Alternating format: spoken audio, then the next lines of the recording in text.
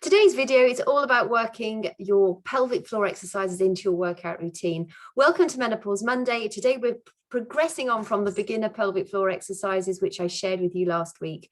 And next week, I'm also going to be ramping it up another notch and sharing more progressive moves with you so that you're not only going to be getting a ninja pelvic floor strength, but you're also going to be strengthening and toning the major muscles that support the pelvic floor in the body. And the pelvic floor will work optimally only when your the major muscles of the body are working properly too, and also firing correctly. But we're going to take it step by step.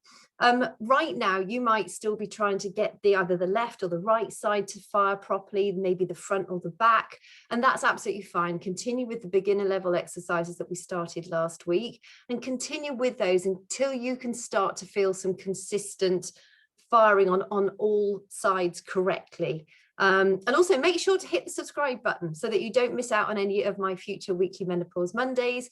I'd love to know it too. If you're noticing that you're getting a stronger pelvic floor by doing the exercises, drop me an A in the comments. And if you want to see some more progressive exercises as we sort of ramp it up, drop me a B, and then I'll know what's, how to serve you the best. So essentially the pelvic floor muscles are part of the deep core T muscles that help to support the center of the body.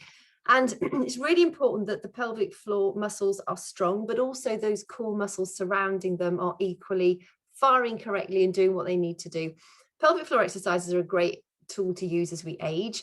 It's also important to maintain sort of overall body muscle strength and tone, but that does include that pelvic floor hammock to make sure that, incontinence, pain, prolapse and things like that aren't going to be an issue for you as you progress into sort of midlife and beyond. Particularly with menopause, we find that obviously all of our sex hormones are falling, but particularly estrogen as our estrogen levels fall, so does our muscle tone and various other aspects of our bodies. But we have a much greater rate of muscle atrophy as we go through the menopause and beyond. So even like muscles in your arms and your legs and your bum muscles, you often find that a lot of middle-aged ladies, they lose their bum muscles, and that tends to happen a lot in menopause or during our menopausal years. That's why, a lot of the workouts that I do focus particularly on firing those gluteal muscles and keeping them strong. Having strong gluteals and a strong core and a strong back and muscles in the legs that fire correctly is going to help you support your pelvic floor. But first and foremost, let's get to the stage where you can, you're able to do the jellyfish and you can feel that, the front, back and the sides all firing correctly. And then you can progress onto the more complicated moves. So today, what we're doing, we're stepping it up a notch from last week. They're simple exercises. I'm going to really focus on form, and I want you to really listen to what I'm telling you with the form. Form is absolutely key. There's 5 of them, 5 of my absolute favorite ones. They will also complement the section of the pelvic floor that you're going to be working on for each particular exercise. So make sure you've got some comfortable clothes on, and let's get started. Before we actually start, I also just want to bring it up that there's a lot of conflicting evidence out there about Kegel exercises. Those are essentially the tightening, when you're lifting up the jellyfish and strengthening your pelvic floor. On the whole, when you perform them correctly, Kegel exercise is a really good way of strengthening your pelvic floor. However, some people may have an over tight pelvic floor, and it's worth knowing that, if, for instance, you're unable to empty your bladder fully when you're going to the toilet, if you're getting pain during intercourse, if you are feeling like tension or pain in one particular aspect of your pelvic floor, it could well be that if you've been doing Kegels, it could be that you've been over strengthening one area but not the other areas, and so it's causing strain and tension on that section. That's why it's really important that you are, you're focusing on all aspects of that hammock, not just feeling it strong at the front, which I think most of us find it easier at the front than it is at the back and the sides. you might be different, that's absolutely fine, but make sure that you're getting equal strength everywhere so that you're not putting too much strain on one particular aspect of your pelvic floor. So I just wanted to sort of use that as a warning, because if you start Googling Kegels, they are great when they're used properly, but also if you have too much strain, it would be advisable for you to go and find a pelvic floor physiotherapist, because they will be able to have a look at specifically where you've got that tension, and give you bespoke exercises to focus on, you know, getting the pelvic floor balanced so that you no longer have that discomfort and that you've got healthy, strong muscles, not stressed, tense muscles. So, right, we're going to get on with the exercises. I've had to change video because I can't get the whole thing in close enough up to show you. So we're going to start with squats. Squats are one of the safest, easiest moves to do that are going to strengthen your gluteals, your lower back, and also your pelvic floor. Your gluteals are absolutely key, so your bum muscles are absolutely key to supporting the pelvic floor function correctly. But it's really important that you get the squat form done right. So I'm going to show you now how to do a squat. So when you start, I want you to just not overly tilt your pelvis under, but just know that you've not got your bum sticking out like that. You want your feet about hip to shoulder width apart. No weights to begin with, because weights put added pressure on your pelvic floor. So you just hold your hands out in front of you and you're going to go down. As you go down, you're going to tilt your hips backwards. And importantly, you're going to make sure your knees don't go over your toes.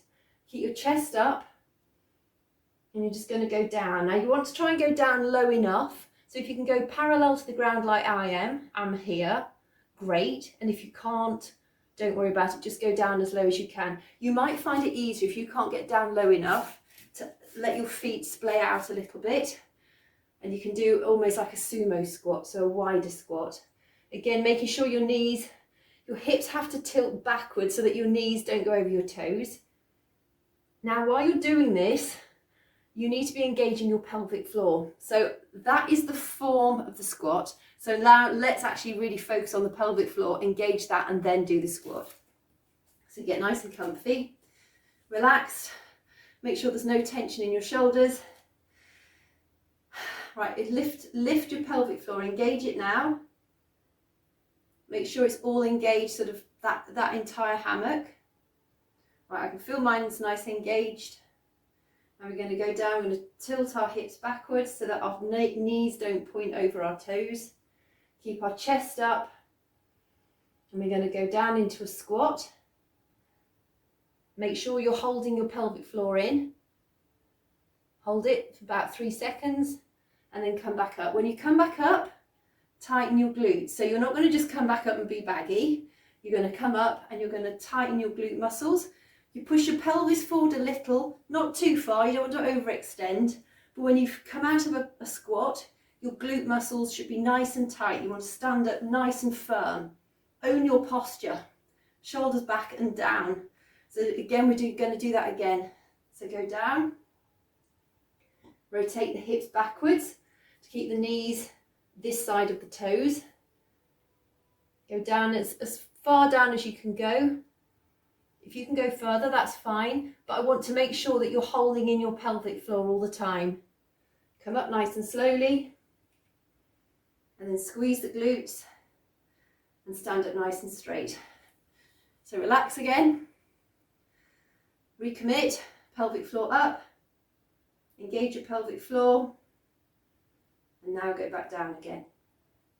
Nice and slowly. As you're going down, you can feel the squeeze in your pelvic floor. So go down, keep it lifted, hips rotated backwards, knees this side of the front, the outside of the front of your toes. Go down, hold it a few seconds if you can. Chest up, don't slump down, you want to be chest up.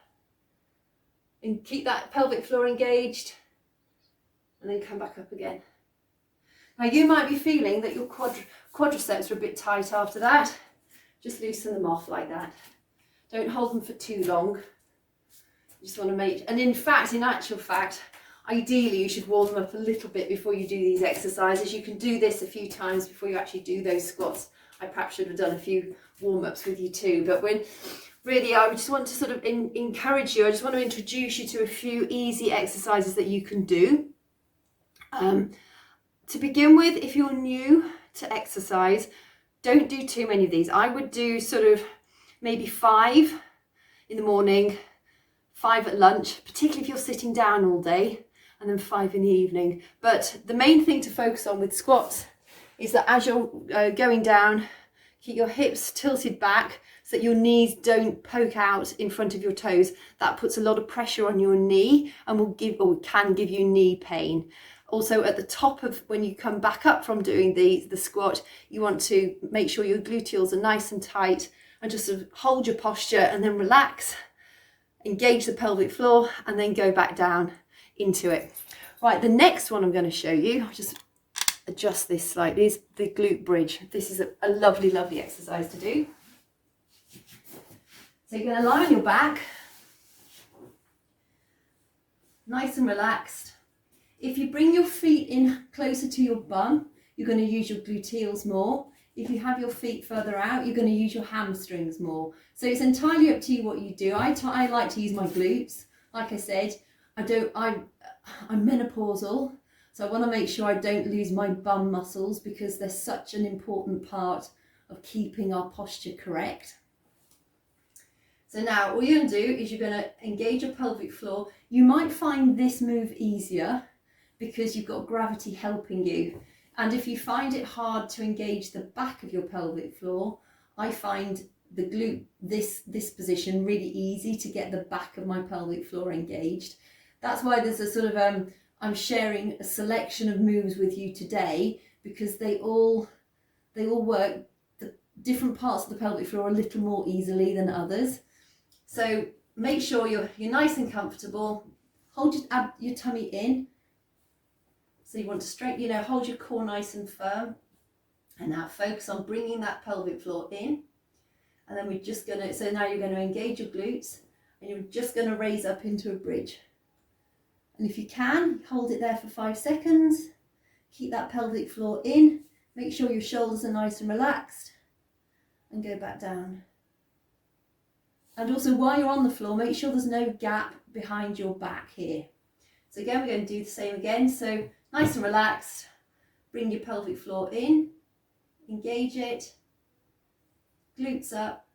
And lift those hips.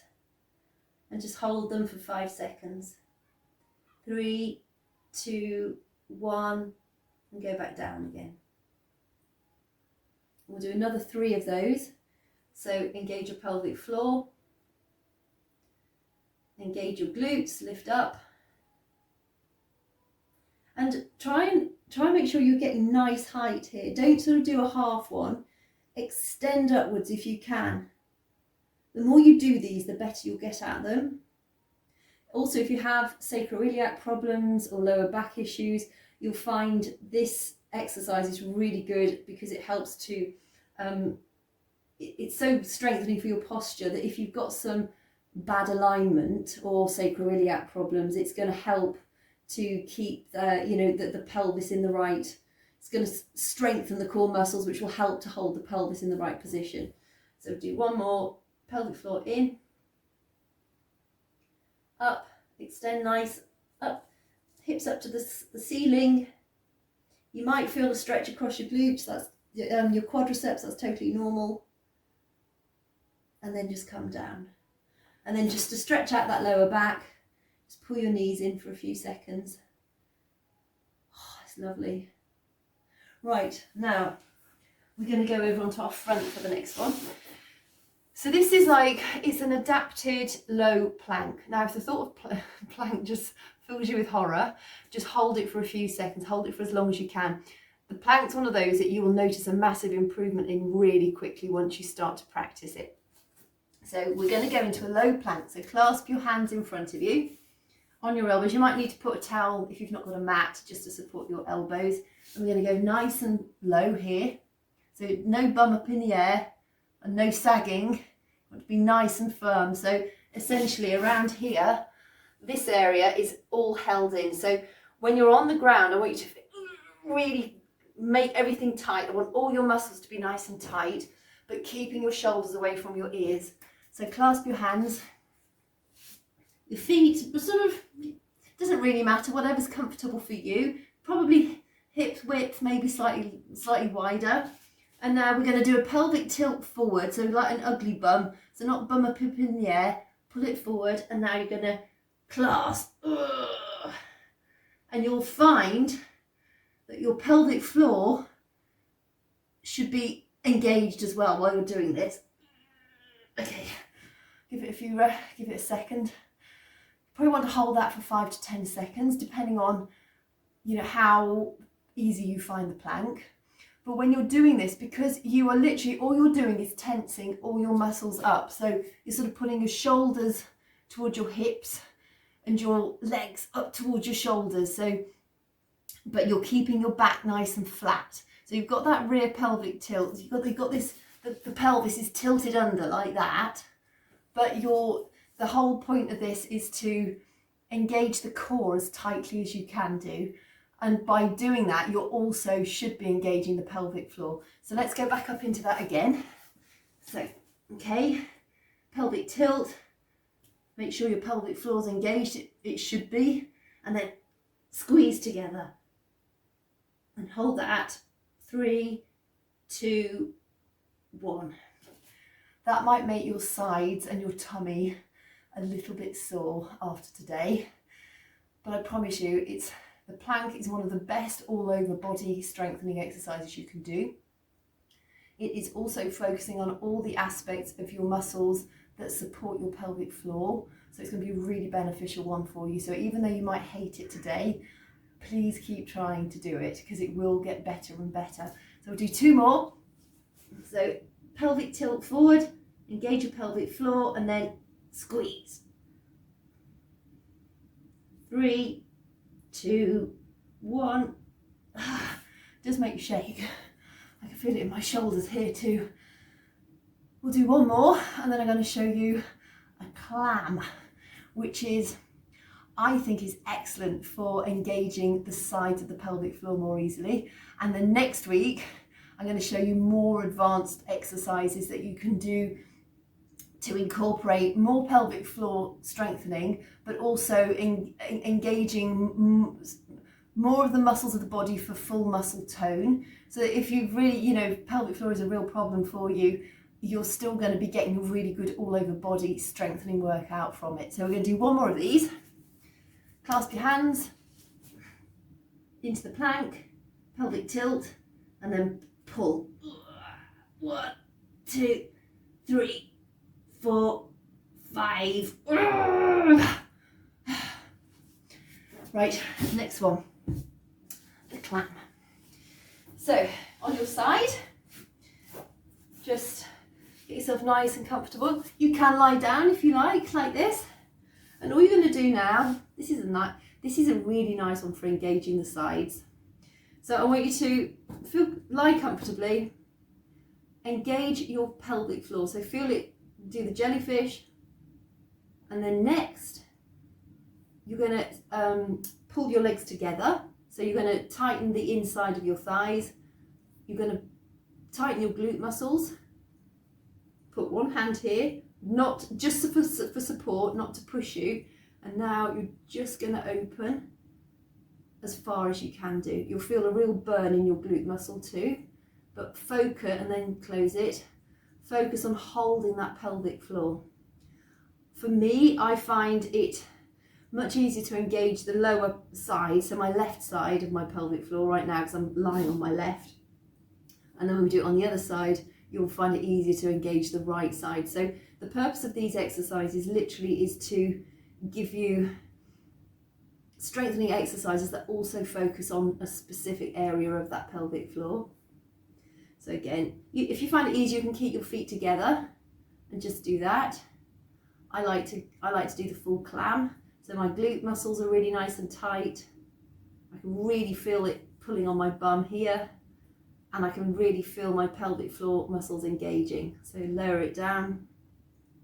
Again, pelvic floor in, lift up and down, and we'll do 2 more and then we'll move on to the other side. But this is also going to be firing up the muscles of your bum, your gluteals, in such a way as to be benefiting your posture too. Because so many of us, with sitting down for so long, our gluteal muscles do not fire like they should do. So I'm just going to turn around onto this side. I'll just make sure the angle of the camera is decent. I think it is. So what we want to do is we want to pull on, so squeeze your knees together first, engage your pelvic floor, engage your glutes, so tighten your bum muscles, and now you're just going to lift up. You'll feel the gluteal on that side and then close. And another 4 times. So make sure your pelvic floor is engaged. Tighten your gluteal muscles. Always hold your tummy in while you're doing this, because it's really important that you have a strong core while you're doing these exercises. And then up again. In fact, I can feel the left side of my pelvic floor strongly there on that one as well as my right. But my right is certainly my weaker side. If you feel like you've lost the feeling of your pelvic floor, just relax again, engage your pelvic floor, and then go back into the clam. Sometimes we just have to sort of let everything relax just to get the pelvic floor back again. So just like shake it all off, pelvic floor engaged, and then do the move. Because essentially what we want to be doing with these is to make sure that every single time our pelvic floor is fully engaged. There we go. So with these, we've done the squats. So you've had your squat, you've had the tight plank, you've had your glute bridge, you've had your clam, and finally we're going to work the rear chain of the back. Now, as well as the abdomen, the back has got we've got superficial muscles and very deep muscles, and it's the deep muscles that we really want to be engaging, as well as those superficial, the more surface level muscles. So what we're going to do now is we're going to lie on our front, and you're going to put your forehead down on your hands. And now all you're going to do is you're going to engage your pelvic floor. So engage it, and then you're literally just going to, so engage your pelvic floor, and now you're just going to lift like this. So your arms are coming off the ground slightly, and your legs are. And the only way that is happening is because you're tightening those muscles down your back. Keep your neck relaxed and lift. So engage your pelvic floor and then lift.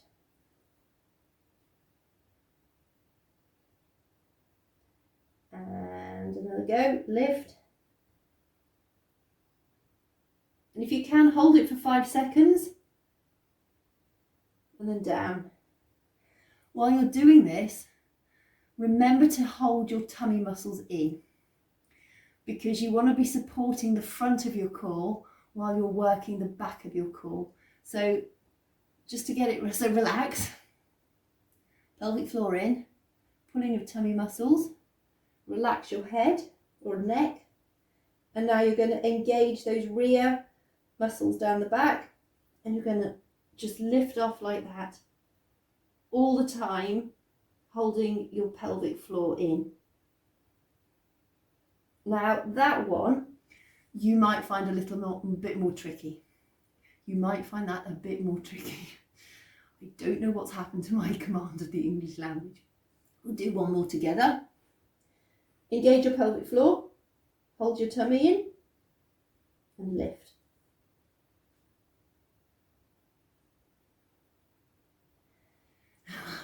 Another thing to remember is to not hold your breath. So there are a few things that you should avoid doing when you are working on strengthening your pelvic floor. So avoid holding your breath in, because that puts pressure on the pelvic floor.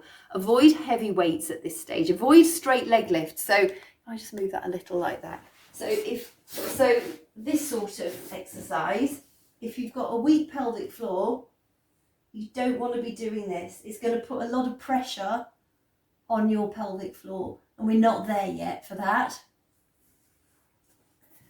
Before you feel like you're going to cough or you're going to sneeze, focus on engaging your pelvic floor. I know I mentioned that in last week's video as well, but I think it's something we easily forget to do. Whenever you're out walking, engage your pelvic floor. It's a really easy thing to do, but it's a really easy thing to forget to do as well. So even when you're just moving around the house, engage your pelvic floor and then walk. You will find that with practice, it will automatically happen. If you, say at lunchtime, say you sit down at your desk, after you've done your 5 squats, even if you have to go to the toilet to go and do your squats, go and do 3 or 5 of those pelvic floor squats. So engage the pelvic floor, squat down, make sure, I'll just remind you, so engage your pelvic floor, squat down, hips back, knees behind the front of the toes to protect your knees, chest up, tummy in, go down as far as you can, hold it for a few seconds, come back up. What do you finish with? Tight bum muscles. Yay! It is so important for us to focus on getting that strength back gradually, but by doing it in small incremental baby steps. And I absolutely promise you, the more often you can practice doing, it's only sort of 5 reps 3 times a day, the stronger you will get your pelvic floor firing, and the easier you will find it to know that each section of that hammock is working properly. Like I said earlier, if you're getting consistent pain, dull aches, you're finding it hard to empty your bladder, I would go and talk to a pelvic floor physiotherapist. It would indicate that you may have areas of tension there as well as weakness. And a tense muscle is a weak muscle at the end of the day. But you know, if like most people, you sneeze and you leak a bit, or you find that you can't go running without leaking, that is generally you just need to focus on strengthening your pelvic floor muscles. They will strengthen. It just takes consistent effort. There are things out there that you can get, like pelvic floor strengthening weights. Personally, I've never used a weight, but it's a good way of finding out if you're, if you want to gauge how much stronger your pelvic floor is getting. I know you can get them at different weight sizes. Like I said, I've not used one. I have to say, I think I'd be horrified if I was pushing my trolley in the supermarket and one dropped out. Maybe they don't. I don't know. Actually, I'd be really interested if any of you have tried weights, pelvic floor weights, just to see what your experience with them was.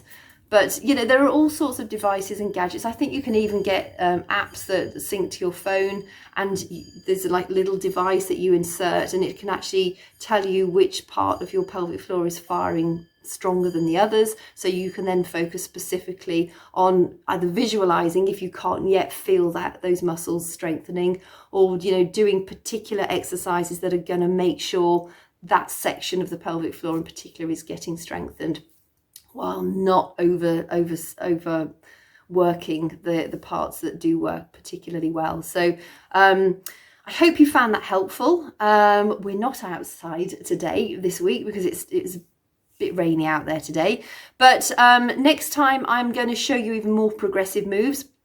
They're going to be weights. Some will be using some light weights, some quite different moves that you've probably not seen before. So yeah, I'm just going to work you up like that, and please remember, it's a step-by-step approach. If you're still working on getting the pelvic floor fired up properly, stick with the exercises from last week until you feel you're in a position to move on to the stronger exercises, and focus on form the most. Form is the most important thing that you can do. It will stop you getting injured, and it will make sure that you're getting the most out of your exercise.